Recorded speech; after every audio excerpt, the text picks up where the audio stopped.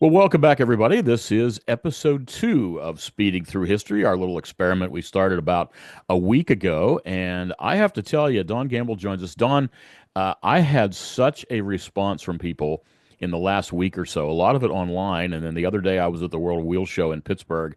And I mean, no more than a dozen, 15 people stopped me and said, "Wow, this is awesome what you're doing. It's good to see Don's face again.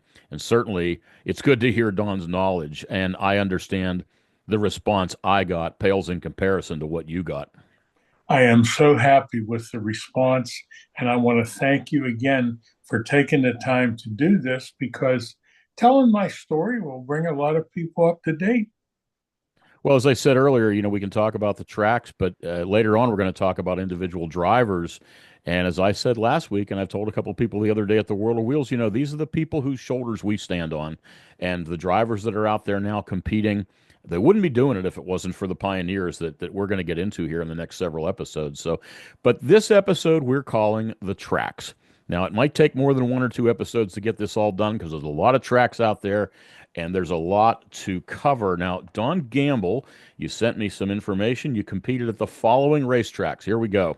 Somebody's taking notes. You better sharpen your pencil. Challenger, Clinton, Depot Park, Greater Pittsburgh, Heidelberg, Hickory, Jennerstown, Latrobe, Lernerville, Marion Center, Mercer, Monduke, Motordrome, North Hills, Pittsburgh, Raceway 7, Schmuckers, Sharon, South Park, Thunder Valley, and Tri City. That is a mouthful. And Don, unbelievable the places you've competed and the number of people you've competed with. But like I said, the next episode or two or 12 or whatever it's going to take, we're going to talk about these tracks. But I want to start with the one that I think more people than anyone else talks about, and that is Heidelberg. Ed Witzberger, you said it last time. Here's a guy way ahead of his time in terms of, running a program. But the history there, track inside a track, small track, big track, dirt, asphalt, drag strip on the front stretch, and then ultimately, shuttered, and then literally picked up and shipped to a location to be reborn as Pennsylvania Motor Speedway. Talk about a track with a history, Don. Heidelberg, it's all you. Let's hear it. Well, if you think about it, when Heidelberg was doing it, they were doing back then what some tracks are just starting to do now, where they were bringing in big name drivers from all over the East Coast. And I can remember being in Heidelberg, Indiana, Ohio, New York. I mean, it just it went on and on and on. And we're talking some of the best in the business. When we raced there, we were just a bunch of high school kids that really didn't know our backside from a hole in the ground. But we uh, we ran claimers there, and then later on, late models definitely shouldn't have been in a late model. We had a '57 Pontiac that I was kind of proud of, and I couldn't do anything with it. And so we put Bob James in it one night, and he came back and said, "I can't do anything with this. This car needs a lot of work." So it kind of saved my self esteem to have somebody of that stature tell me this car needs some help. So I mentioned the history of the place. Down through the years, it changed shapes, it changed sizes, it changed went from dirt to pavement, and drag strip on the front stretch for a while. I mean, my goodness, what a incarnations this thing has had. Yes, it was amazing. And when Witzberger didn't want to do it anymore, well, I think he just maybe was worn out. When Tommy Colella took it over, he did a nice job. And one of my favorite Heidelberg Tommy Colella stories, he was good friends with Bill Conchos. And Whitey Lauterbaugh was the pit steward. You think Smokey's tough, compared to Whitey, Smokey's like a bunny rabbit. But anyway, uh, Conchos come in late, and he wanted to know if he could do hot laps. And Tommy says, "Well, let's go over and see Whitey and see what he says." So, can Conchos have hot laps? Hot laps are over. We're going racing. Tommy turned around and said, "I guess you're not getting any hot laps." But it created an awareness with the other drivers that Tommy wasn't going to play favorites and Whitey wasn't going to let him. Some more of the history of the place. Two different. how many times was the track changed lengthwise? There was a track inside the track at one point. Is that correct? Yes, quarter mile. So did Yeah. they share a front stretch? Yes. Okay, and what did they run on the quarter mile? Well, one of my favorite races there on the quarter mile was Dave Lundy in a super modified. I mean, he was really fast, and just so many names. I'd have to make a whole list of all the guys that raced on there. Uh, our success there, I was on vacation, and one of my buddies, his real name was Rich Huff, but he was driving under an assumed name, which happened from time to time down there. And he wanted to feature. Well, I was on vacation, kind of hurt my feelings, but we had moderate success there for the amount of money we had and the knowledge, which wasn't a whole lot.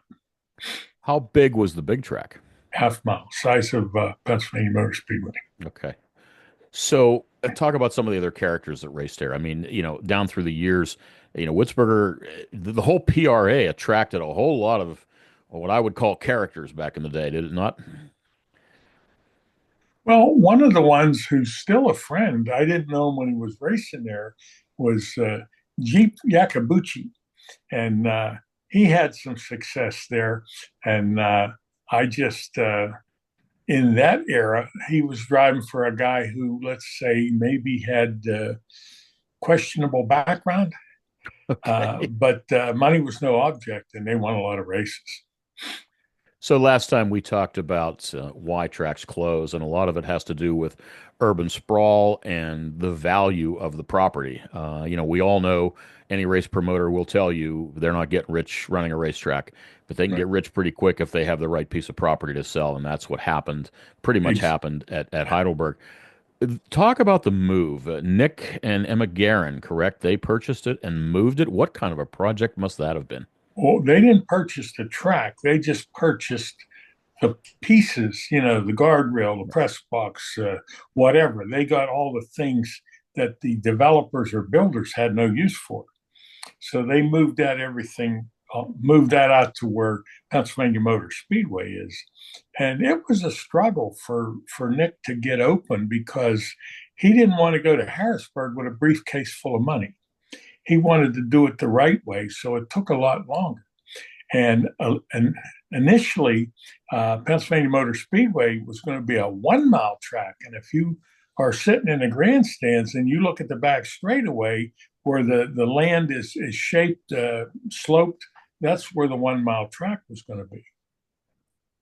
We were talking the other day at the World of Wheels show about some of the drivers who find Pittsburgh as it is now kind of scary, and they're putting up new walls out there, and now you're going to have concrete walls, which they have about as much give as those boilerplate walls with dirt behind them do. But I can't imagine what a 1 mile track, the kind of speed you could carry on a 1 mile track. What was Garen's plan for? I mean, what happened that he decided to scrap the 1 mile idea? I think maybe enough of the drivers told him that the half mile was fast enough and that he may have issues if it's that big with cars. Just it would be it would wear out a lot of cars and wear out a lot of motors. So we'll continue with the history. Obviously, it's not at Heidelberg anymore. Now it's moved. I think Heidelberg shuttered in what, 73? Do I have that right? I think you're right. And then Garen got it up and running around 79. Does that sound right to you too? That is also correct. Yes. Okay. So now from 79 to 89, it was Nick Garen ran it. Talk about some of the people. I know you ran there in those days. Who were you racing against back then? Well, Bud Kunkel, Johnny Johnson. I mean, you name somebody that's maybe in the Hall of Fame, and they were racing there. Bucky Johnson was another one. Now he did dirt and asphalt, but on the dirt, probably I would say Bud Kunkel was one of the toughest competitors there that I raced against. And later on, Bud and I became very good friends. And oftentimes, when he was out of town, he would put me in his car. I drove his car at Lernerville one night. How about this? It's coming to the end of the season. Uh, we're battling with Bud for the point championship. And the night before the big race at Heidelberg, uh, Bud was out of town, and one of his crew guys, Tom Miller, put me in Bud's car at Lernerville the night before.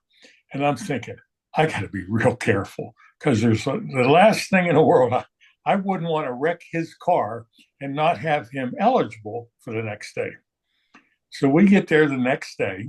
I was driving the AZ Chevy number 7, and they put Frankie Chappell in Bud's car because he was still out of town. And in hot laps, I blew the engine. And Frankie, he might have even won the race and the championship. Wow. Yeah. I mean, there's got to be story after story of all the tracks around here and how many, stories just like that.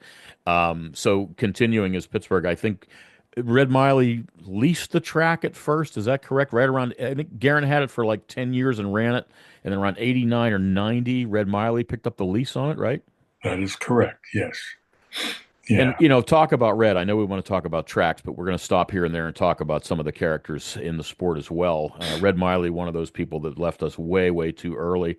I never knew Red well, but what kind of a promoter was he? He was excellent. And no matter where he was, even more so later on when he had Motordrome, he'd stand at the exit and thank people when they were leaving. And like you said, we lost him way too soon. But when he was still around, and there was some speculation that he wasn't going to be able to uh, keep Pennsylvania Motor Speedway, that someone else was going to maybe come in and buy it. So that's when he put out his feelers to get Motordrome. And then the next thing you know, he had them both. So it was a lot of work, and the entire Miley family, just wonderful people. They worked real hard. Ben, one of the premier drivers of that era, won a lot of races at Pittsburgh. I'm not sure. I think he ran Heidelberg in a claiming division car, a pink 99. Yeah, that obviously the Pink Panther, the legend of the Pink Panther is definitely Ben Miley's, and of course I had the opportunity to work for Ben at Pittsburgh for a number of years, and I will agree with you. They took me and my family in as if we were family. I couldn't be happier calling them all friends, and sadly we lost Matt since not too many years ago as well. But it was nice to have them, and now the new ownership is turning this place on its head again. So let's jump away from Heidelberg and Pittsburgh and talk about some of these other ones. Another track, and I know you mentioned Rich Morganti last time we did this. Rich Morganti is an Indiana guy, and his race home was Challenger. It's another track that people have really fond memories of. And I'm going to ask you this about not only this track, but all of them as we go along. Everybody has these wonderful memories of racetracks, and like so many other things, we tend to remember the good stuff. Was it all good? Were all these tracks all that? So start with Challenger, obviously a track that everybody seems to miss. Challenger was a wonderful track, and it was doing very well. But for one of the big races, a drunk guy got mad because he thought there was too much noise around a campfire, and he threw 5 gallons of gasoline on the fire, and one of the kids sitting there was burned very badly. That was the beginning of the end at Challenger.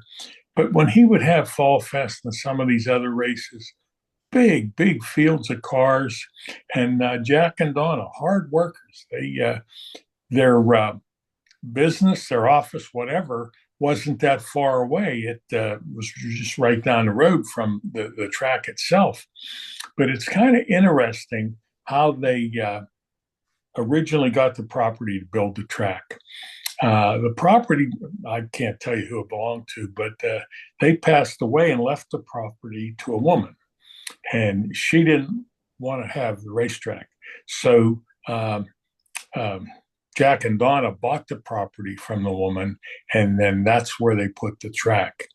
And just what characters like Jack? I would go to Florida with him from time to time, and he was crazy. He'd like in the motorhome one time. Um, um, Jim Roenick was with us, and Jim was out trying to get things for Lernerville, and we were all kind of buckled in for the night. And Jack plugged all the Christmas lights into a plug next to the microwave, and he put popcorn in there. So Jim comes in later and turns the light on, and we got popcorn popping and Christmas lights blinking off. It was really something. But if one of Jack's cars was racing somewhere and they needed a tire, he just hand a guy. Well, that's when you could get a tire for like $50 or $75, and he just buy him a tire. Just first class people. Now, I still run into Jack from time to time, but one of my favorite stories, for some reason, I guess he was coming back to Indiana in their motorhome, but Donna Lentz needed someone to ride with her. So Jack says, "Don't tell him anything that you don't want on tape. And don't let him record anything on the way back." I said, "Okay, Jack." So as soon as he left, I turned the recorder on, and I'll have to put that story up on Facebook because some of the things that he did, just getting organized, and early on, just to make a buck, he'd get a tractor trailer full of watermelons and bring them up here to sell them. Just he had a way, worked hard to earn the money to make the track come to fruition, and it was just fun to deal with him and run around with him. And he was able to, keep the track afloat, not only from the stock car racing, but they had a pretty first class motocross track there as well, didn't they? Yes, yes. One time they went to Daytona. This was early on, before they had the track and didn't have a lot of money. They had a Pontiac, like a 61 or 62 Pontiac with a big trunk. And when they get to Daytona, I said, "Well, you and Donna and three of your kids, that'd be a lot for tickets." He says, "Oh no, we didn't buy tickets. I had a pair of side cutters." So they cut a hole in the fence and they come in there. And I said, "Well, at night, what'd you do?" He said, "Well, Donna slept in the front seat. The three kids slept on the back seat, and I slept in the trunk. Oh my And I God. had a coat hanger to hold the trunk down. And I figure if anybody comes in, his gun, said anybody comes in here to bother any of us, they'll never find them." Wow. Quite Yeah, the character, Jack, right? he was a tough customer. Wow. Wow. And Yeah. Jack is still with us. You said you're still good friends Yes, with him. I wasn't sure about that. Okay. and from time to time, I would show up at a social function, and I don't even remember what it was, but we had a mutual friend that invited me and Jack. And I went over to the table, and he said, "Don't believe anything this guy tells you." I was going to start telling some of these stories like I'm telling you, but always had a lot of fun with him. So that's Challenger. We're going to go down your list here because this is the best way to do it. You made me a nice alphabetical list. Clinton. I'm assuming that's the Clinton out by the Pittsburgh airport. Is that right? Yes, and it's Clinton was what everybody called it, but it was really Greater Pittsburgh Speedway. Okay. Quarter mile. Some of the best drivers on the East Coast raced there. Larry Dixon was one of the names that came to mind. Dave Lundy. It was a fast racetrack. And one of the things I remember being at Clinton, the Blaney family had three cars: Gibor, Dale Johnson, and Lou Blaney. And they had cars were called super modifieds, or another name was 30 by 90s. It was 30 inches wide, 90 inches long, and it was all pipe and it was all handmade. And they'd put a big motor in it, and the transmission was between your legs. And I even had one of those for 1 year, again in over my head. But one night, Lou Blaney came in with a Trevis Craft sprint car. And I looked around at people parked by us. I said, "That's the end of the super modifieds. Just take my word for it." Wow. And he was fast in the super modified, but he was really fast in the Trevis car. And little by little, everybody was getting Trevis cars. And the fascinating thing about Floyd Trevis, He just had a little 2-car garage in Ohio somewhere. And he built some of the best racing cars in America. Well, that's not entirely unheard of around the business. I mean, some of the guys, Smokey Unix Garage comes to mind. He wasn't some Yeah, gigantic operation, was he? He was, yeah. he's down in the Carolinas somewhere building race cars that won everything that they tried to win. In Daytona. His garage was in Daytona. It Okay. says best damn garage in Daytona Beach. So Yeah, I'm going to ask in general terms. We already talked about a few tracks already, and I'm probably going to take a chance of angering some current promoters. You and I talked off the air one day, and I asked you about some of these older tracks, the tracks that are now long gone, and we weren't doing this nonsense, and this is where I'm going to get in trouble calling it nonsense, of 5 and 6 divisions on a Saturday night, were we? no, no. Two divisions, maybe on a rare occasion, three. But like when Heidelberg was running and they had the coupes there, on a regular night, they'd get 60 cars. Then the support division, which for young kids today, like semi-lates and pure stock, the support division were older. They were also coupes, and they called them hardtops or hooligans. And like ours, ours was a '47 Ford, and so it was. There's no way the hooligans could have competed with the modifieds or the old coupes. But imagine 60 cars. The hooligans. I recall versions of race cars called jalopies. Sort of the same thing. Well, yes and no. The jalopies started out, I think, on the West Coast, and they were more like a '34 Ford, where they'd just cut the body off, and all you'd have was a firewall seat and maybe a roll cage. Wow. Uh, I'll have to get some pictures of Herb Scott when he started. That's what he had. It was a jalopy. Wow, unbelievable. The safety functions that we have in race cars now. I mean, No. can you imagine a tech guy trying to pass something like that through tech nowadays? Well, the safety would have been a seat out of a school bus. The seat belt was something, a modified version of what the paperboy would use to strap the bag, the thing he carried his papers on, and then they, excuse me, they stepped it up after that, and the guys could go to an Army and Navy store and get the kind of seat belts they had in the old style airplanes. But safety was whoa. So we're going to move on to other tracks here in a minute, but I want to keep on this business of the multiple divisions we see now. I mean, we have tracks with 6 divisions on a Saturday night. Yeah. Your opinion, how did we get here? Well, it's a back gate promotion where they have all those divisions where everybody has to buy a pit pass. And that's where the revenue comes from. And in some tracks, and we won't name any, maybe one of those 6 divisions will have 4 cars in it. But that's 4 people, their crew, buying tickets. I think it's terrible.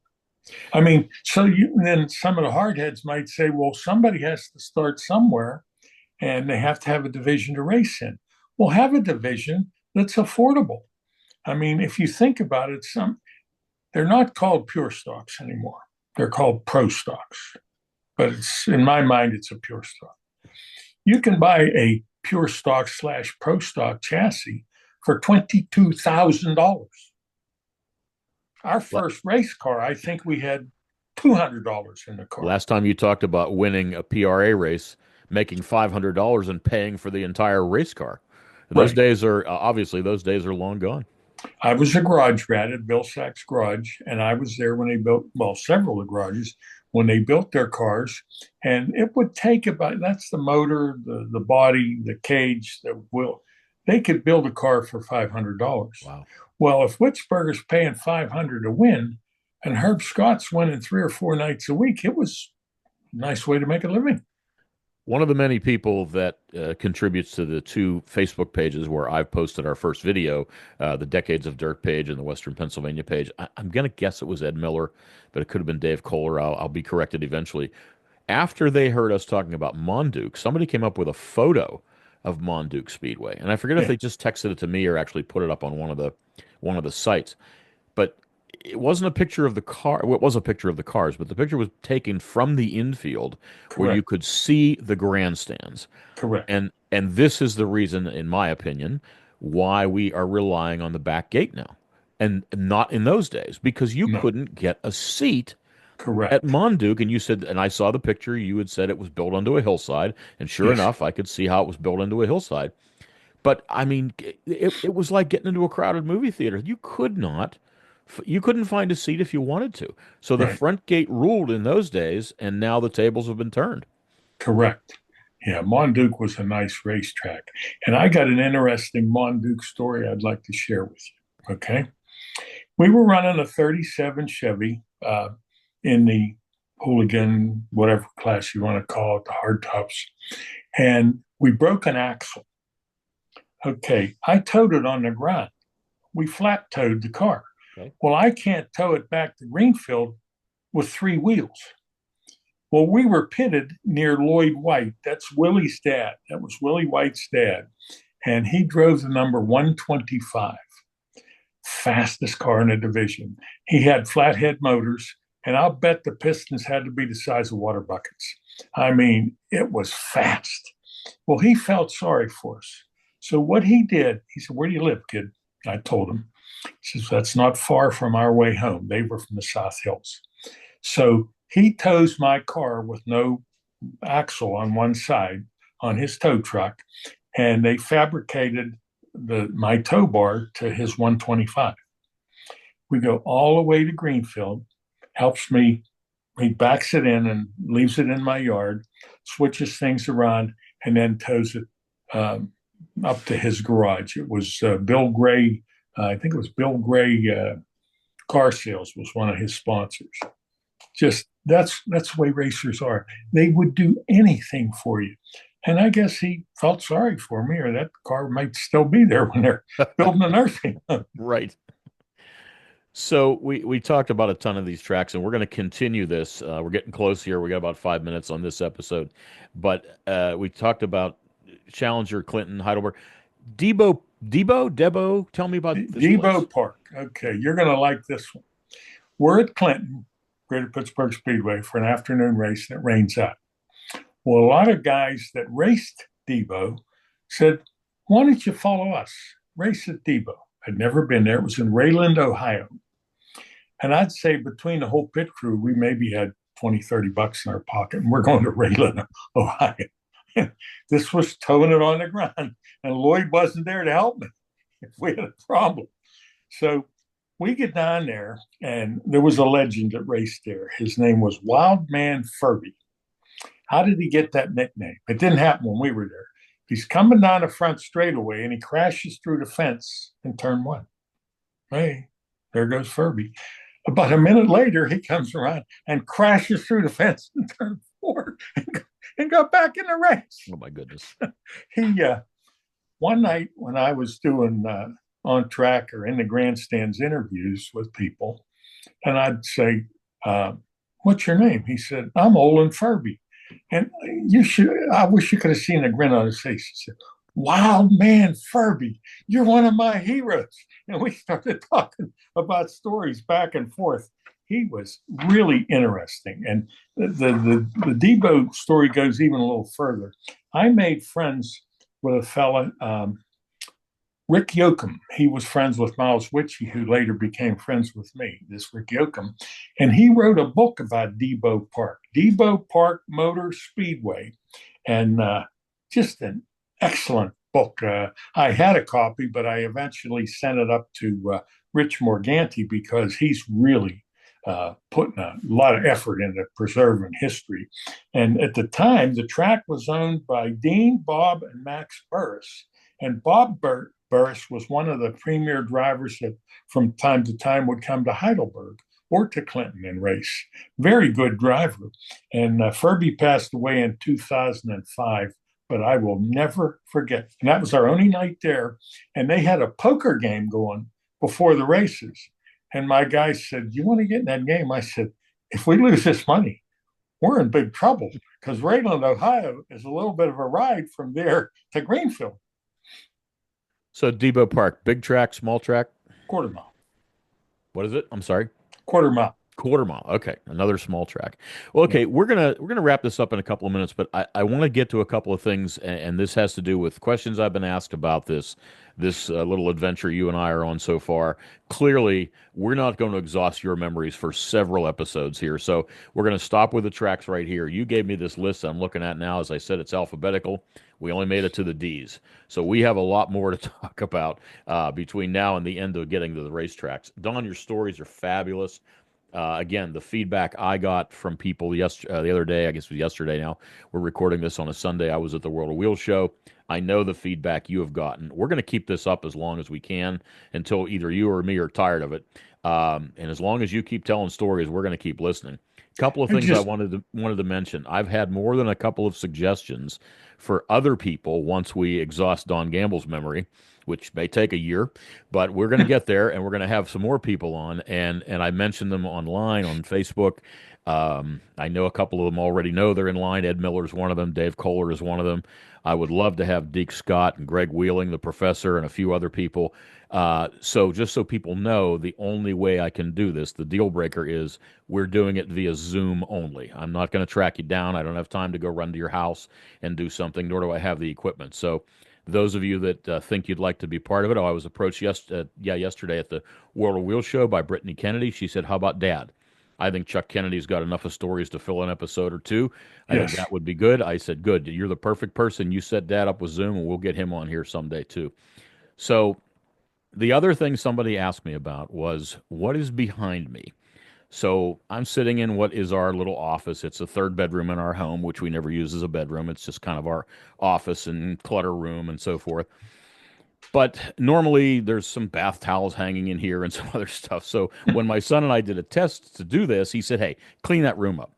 So over whatever shoulder it is right now, you can see a set of flags back there, a set of race Mhm. flags. Very And nice. somebody said to me, "What about those? Are really nice. That's kind of cool. I saw it back there." That is a set of custom made Marcia Shemp race flags. And I have you to thank for that because when my son Aaron, who's now approaching 29 years old, wanted a new set of flags when we went to Lernerville every Friday night, Don Gamble said to me, "Go find Marcia. She'll fix you Yeah. up."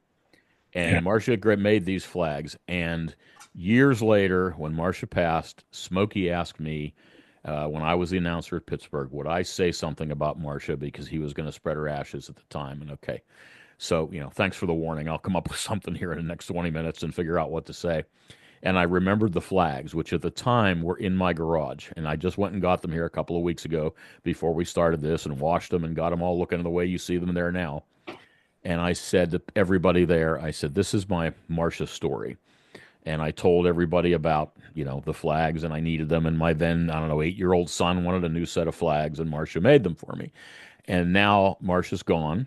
And these flags sit, at least they were for years and years, in my garage on my workbench.